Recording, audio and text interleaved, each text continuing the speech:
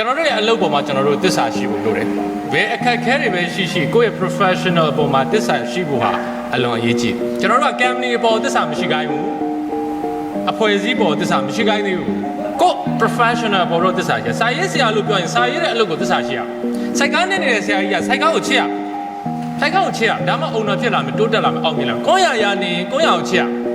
ဒီနေ့မန္တလေးမှာအောင်သမားကြီးဥအောင်ဟိုတနေ့ကပဲကျွန်တော်ပန်တော့ပြောတယ်ဥအောင်ကကိုယ့်ရတွေကကိုယ့်ရအောင်ချစ်တယ်ရွှေဆိုင်လုံးမှာရွှေဆိုင်အောင်ချစ်တာမဟုတ်ဘူး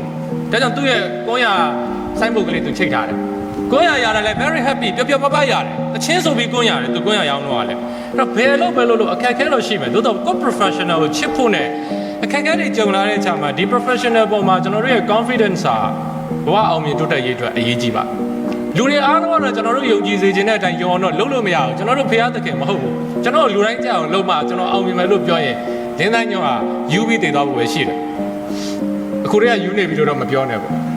ယူနေပြီလို့ပြောရင်ကျွန်တော်တို့ကကြိုက်တယ်ဟုတ် crazy ယူတော့မှအောင်မြင်တာကိုလုံးတဲ့လို့ယူတယ်ကျွန်တော်တို့ကဟောပြောတဲ့အတတ်ပညာယူတယ်စာရေးတာကိုယူတယ်ယူလောက်အောင်ဖြစ်တယ်